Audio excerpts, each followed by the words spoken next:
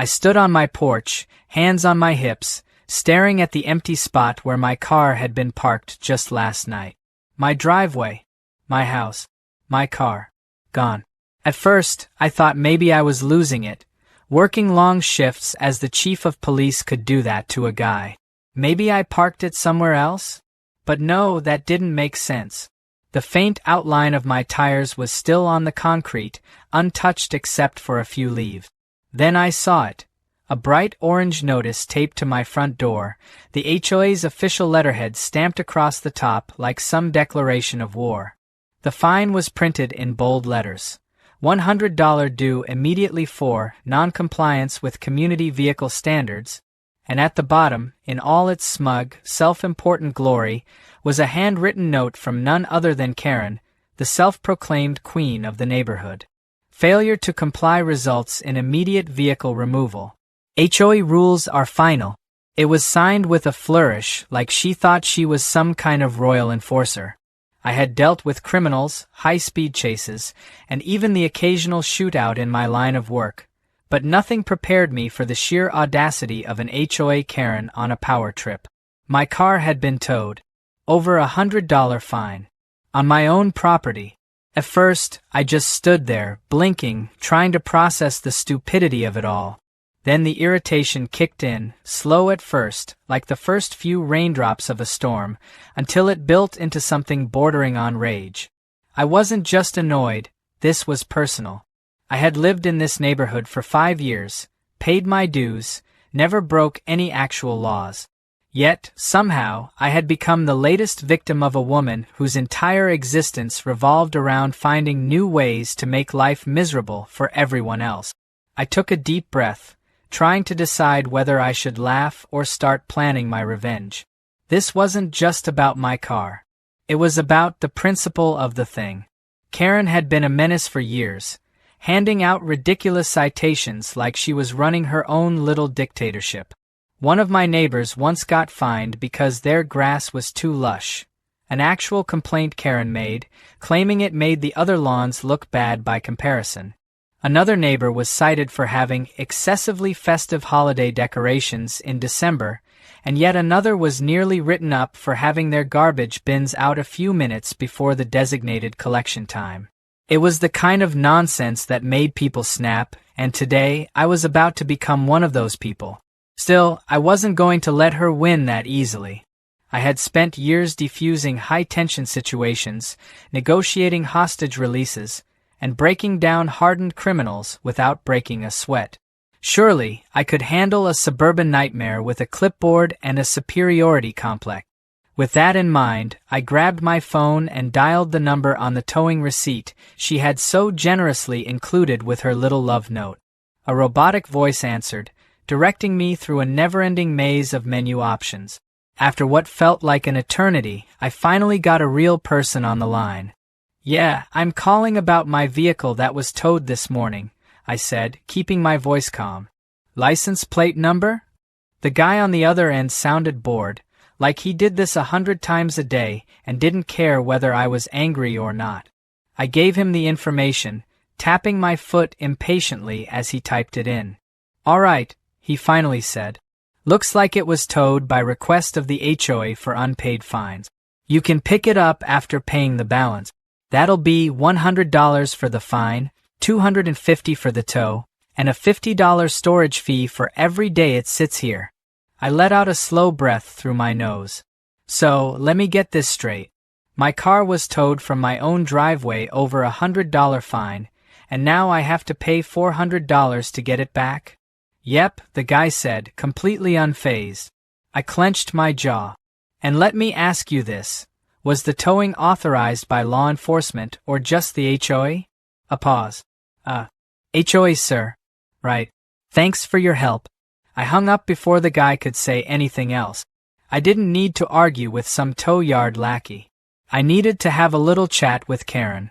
Grabbing the HOA notice from my door, I marched down the street toward her house, where I knew she would be, sitting on her perfectly manicured porch, watching the neighborhood like a hawk. Sure enough, she was there, sipping what I assumed was coffee but could have just as easily been the bitter tears of all the homeowners she'd harassed into submission. She spotted me approaching and smirked, setting down her cup with a slow, deliberate motion. "Good morning, Ethan," she said, her voice dripping with fake politeness. "Lovely day, isn't it? Cut the crap, Karen. Where's my car?" She had the audacity to feign surprise. "Oh, you mean the vehicle that was violating our neighborhood regulations? I assume it's at the impound lot. Really, Ethan, you should keep up with the HOA rules. They're there for a reason." I stared at her, trying to comprehend the level of delusion required to say something like that with a straight face. "Karen, I've lived here for 5 years. I've parked in the same spot every single day. What exactly did I do that warranted having my car towed?" She clucked her tongue, shaking her head. "Tisk tsk. It's not personal. Rules are rules. And unfortunately, non-compliance has consequences." "Oh, I bet," I said, folding my arms. "And what was the violation this time?" She picked up a clipboard, because of course she had a clipboard, and flipped through the pages, pretending to search for something. "Let's see. Oh yes. Your vehicle was registered as improperly parked. You didn't have an HOA-approved parking permit displayed." I blinked. "A parking permit? I've never needed one before." She grinned. "Oh, we just updated the policy last month. Didn't you read the newsletter?" I exhaled slowly, pressing my fingers against my temples. "Karen, you can't just make up new rules and enforce them retroactively." She lifted her chin. "Actually, as HOA president, I can." It was at that moment that I knew I wasn't dealing with a rational human being. I was dealing with a woman who had let the power of a homeowners association go to her head like a medieval king on a bad day. And she had no idea just how badly she had just screwed herself.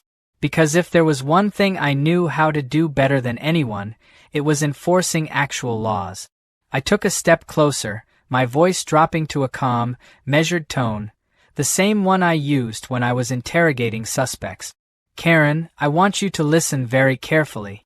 You had my vehicle towed without legal justification. That means you are personally responsible for any damages, fees, and potential legal consequences that come from this. And the best part? You threatened to report me to the police. So, let me introduce myself properly. I'm Ethan Reynolds, Chief of Police." Her smirk flickered. A slight hesitation. Then a nervous chuckle. You're joking?" I pulled out my badge. Her face drained of color so fast, I thought she might faint. "Oh," she whispered. "Oh," I repeated, my lips curling into a smirk. "Yeah. Oh." I had seen criminals crumble under pressure, but nothing compared to the sheer panic flooding Karen's face as she realized she had just declared war on the one person who could actually do something about it. And the best part? The battle had only just begun. Ethan took a slow, deep breath, watching as Karen's expression shifted from smug self-importance to full-blown panic.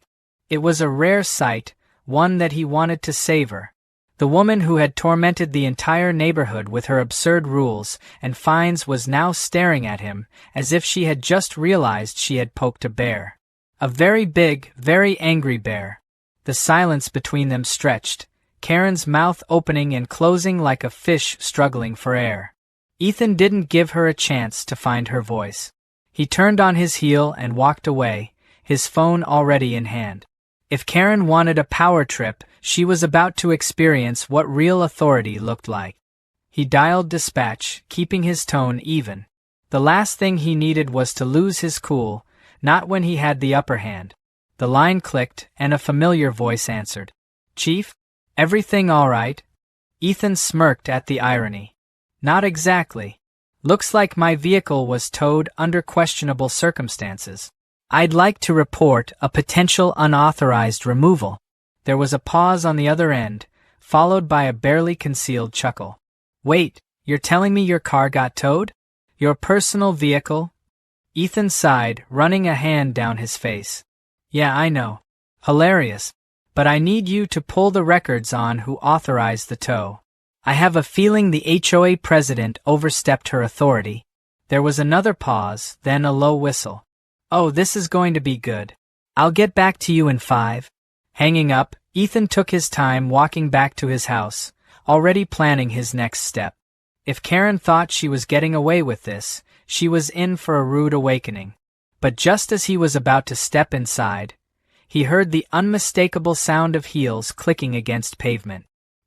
He turned, already knowing who it was before he even saw her. Karen, in all her overblown arrogance, was marching toward him with her clipboard clutched tightly in her hands, her expression torn between fear and desperation. "Now, Ethan," she began, her voice forced into a tone that was meant to sound diplomatic, but instead reeked of barely contained panic. "I think we got off on the wrong foot. I was simply enforcing the rules." Ethan raised an eyebrow, crossing his arms as he leaned against his porch railing. "The rules that you made up last month and conveniently forgot to tell anyone about?" Karen's jaw tightened, but she pressed on. "The neighborhood has standards. If we let one person break the rules, then it all falls apart. Surely, as an officer of the law, you understand the importance of maintaining order." Ethan let out a short, humorless laugh. "Oh, I understand order just fine. The difference is, I actually follow legal guidelines instead of making them up on a whim." Karen's eyes darted around, as if looking for an escape route. "Look, I can waive the fine," she said quickly. "I'll even talk to the towing company. No harm, no foul, right?" Ethan shook his head, amused at how fast she was trying to backpedal. "Oh no. You see, the harm is already done. You had my vehicle towed without legal authority. That's theft, Karen. And given that you financially benefit from the fines you enforce, we might be looking at fraud as well." Karen's face drained of color, and for a moment, Ethan almost felt sorry for her. Almost. But then she did what all people like her did when they realized they were in trouble. She doubled down. "This is harassment," she screeched, stepping back as if he had just threatened her life. "You can't intimidate me. I'll have you removed from this neighborhood. I have connections." Ethan sighed, pinching the bridge of his nose. "Karen, I am your connection. You're arguing with the chief of police. Do you even understand what you've done?" But Karen wasn't listening. She was already pulling out her phone, dialing someone as she turned on her heel and stomped away. Ethan didn't need to hear the conversation to know what was happening. She was calling her HOA board members, probably trying to rally support. He smirked to himself. Let her try. His phone buzzed in his hand, and he answered immediately. "Chief, you were right. No legal authorization on the tow. Looks like the HOA just filed a request with the company, and they took it at face value." Ethan exhaled slowly. "That's what I thought. Go ahead and file an official complaint against the towing company. And get me a full list of every vehicle Karen's HOA has had towed in the past year. I have a feeling mine isn't the first." There was a low chuckle on the other end. "Oh, this is going to be a mess. You want us to send a unit over?" Ethan glanced toward Karen, who was now pacing on her front lawn, waving her arms as she ranted to someone on the phone. "Not yet. Let's see how she plays this." It didn't take long for Karen's next move to become clear. Within an hour, she had gathered a small group of HOA members in the community center, clearly hoping to rally support. Ethan decided to give her the chance to explain herself in front of an audience. He walked into the room just as Karen was dramatically recounting her version of events, making it sound like she was the victim of some grand injustice. "And now he's trying to intimidate me," she wailed. "This is an abuse of power. We can't let him get away with this." Ethan cleared his throat, and the entire room fell silent. Karen stiffened, her back straightening like a puppet pulled by its strings. "Oh," she said, her voice suddenly a lot less confident. "Ethan, I didn't see you there." Ethan took his time walking to the front of the room, letting the silence stretch as everyone watched him expectantly. Then he pulled out his phone and hit play. The room filled with Karen's own voice, recorded from their earlier conversation. "Oh, we just updated the policy last month. Didn't you read the newsletter? Actually, as HOA president, I can." The silence was deafening. Karen's face twisted into something between outrage and fear. That's taken out of context. Ethan ignored her, addressing the room instead. How many of you have received fines from Karen in the past year? Hands shot up across the room. Ethan nodded. And how many of you knew that Karen personally profits from those fines? A few gasped. Whispers. Karen sputtered. That is a baseless accusation. Ethan turned back to her, his voice calm but firm.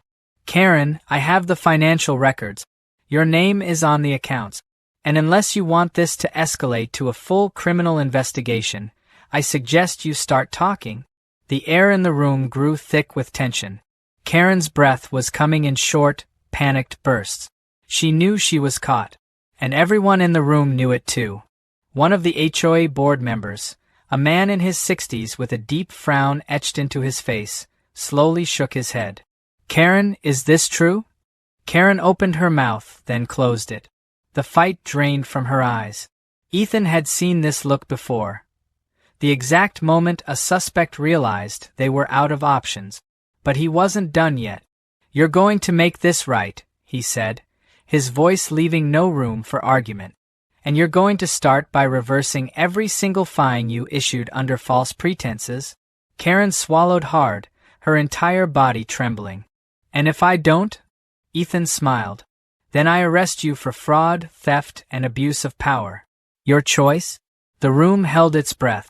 And then, for the first time in years, Karen fell silent. Karen's silence stretched through the room, thick and suffocating, as if the walls themselves were pressing in on her. The once smug queen of the HOA sat rigid in her chair, her hands clutching her clipboard so tightly her knuckles turned white. Her eyes darted around the room, searching for an escape, for anyone who might come to her defense. But the faces staring back at her weren't the usual frightened, submissive homeowners she was used to controlling. They were angry. They were betrayed. And worst of all, they were finally seeing her for what she was. Ethan leaned against the table at the front of the room, arms crossed, watching her squirm. He had spent years interrogating criminals, and while Karen wasn't exactly a hardened felon, the panic in her eyes was all too familiar.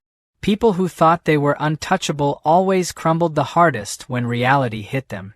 The silence was broken by a chair scraping against the floor as one of the board members stood up. A woman in her late 50s, her sharp gaze locked onto Karen like a hawk circling prey. Is it true? She asked, voice cold, controlled. Have you really been pocketing our money? All those fines, where did they go? Karen swallowed, her throat visibly tightening. I was just following protocol, she stammered. I was ensuring community standards were upheld, but the waver in her voice betrayed her. No one in the room believed her anymore. Another board member, a gruff-looking man who had clearly had enough, let out a dry laugh. Community standards?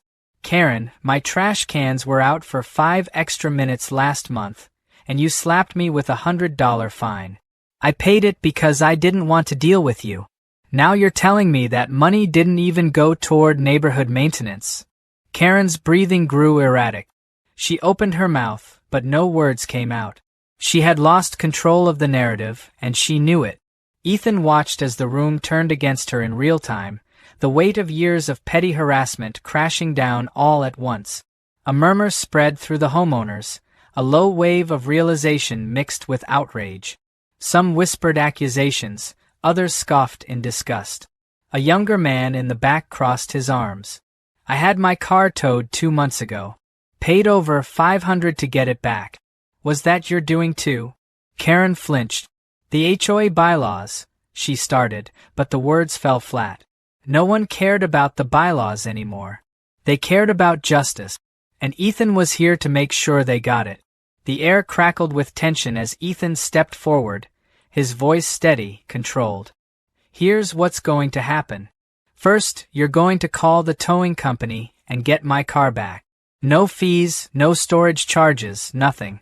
Second, you're going to refund every single fine you issued under false pretenses. Every last cent. And third, he let the words hang for a moment, watching her shift nervously. You're going to resign as HOA president. Effective immediately. Karen let out a small, hysterical laugh, shaking her head as if she had just heard something absurd. You can't make me do that. I was elected by the board. Ethan tilted his head. Wasn't this the same board you bullied into submission? You really think they're going to back you now? Karen's gaze flickered to the board members, who exchanged glances before one of them, the older woman who had spoken earlier, nodded firmly. We can hold an emergency vote, and I think it's safe to say we all agree on what needs to be done. Karen's breathing hitched. This is ridiculous. I've dedicated years to this community. Her voice was shrill now, desperate. I made this neighborhood better. The gruff man scoffed. No, Karen. You made this neighborhood a nightmare. The murmurs grew louder, the tide completely shifted. Karen's power was crumbling beneath her feet, and she had no idea how to stop it. Ethan gave her one final, unimpressed look. Last chance, Karen. You either do this the easy way or we go the legal route. And trust me, that's not going to end well for you. Karen's face twisted in fury, but there was something else there too. Defeat. She knew she had lost. Slowly, she reached for her phone with shaking hands. The entire room watched as she dialed the towing company, her voice barely a whisper as she arranged for Ethan's car to be returned immediately. Ethan leaned in, listening carefully to make sure she wasn't trying to pull anything. Once the call was done, she slumped back in her chair, looking years older than she had at the start of the day. There, she spat.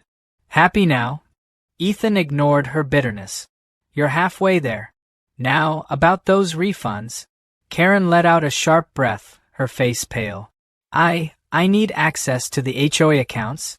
The older woman who had taken charge of the board gave a curt nod. We'll take care of that.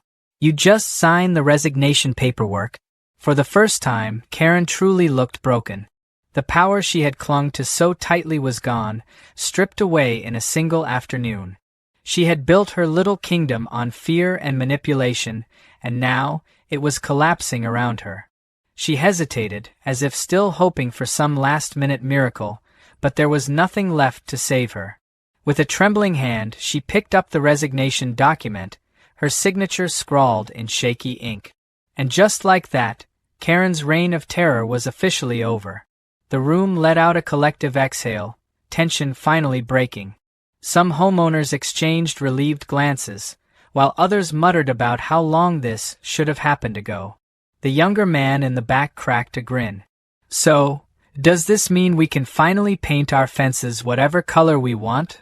Laughter rippled through the crowd, the first light-hearted moment of the day. The older woman, the new de facto leader of the HOA, smiled. I think it's time we revisit some of these ridiculous rules. A small cheer went up, a sign of the community finally reclaiming its freedom. Ethan, satisfied that justice had been served, checked his phone. A text confirmed that his car was already on its way back. He shook his head, amused at how the day had turned out. He had woken up expecting a normal morning, and instead, he had dismantled a suburban dictatorship. Not bad for a day's work. Karen, meanwhile, sat frozen in her chair, the weight of her downfall sinking in. As Ethan turned to leave, he paused beside her, lowering his voice so only she could hear. Next time, Karen, remember this. Power isn't about controlling people. It's about serving them. You had your chance, and you blew it. With that, he walked out, feeling the crisp evening air hit his face as he stepped outside. A tow truck was already pulling up, his car safely returned. He smirked to himself, shaking his head. As he climbed into his car, he took one last glance at Karen's house, where she now sat on her porch, staring blankly at the sky. The once mighty HOA queen, reduced to nothing but another homeowner with no special authority. The neighborhood had won. Balance was restored. And for the first time in a long time, Ethan knew one thing for certain. He was never paying another HOA fine again.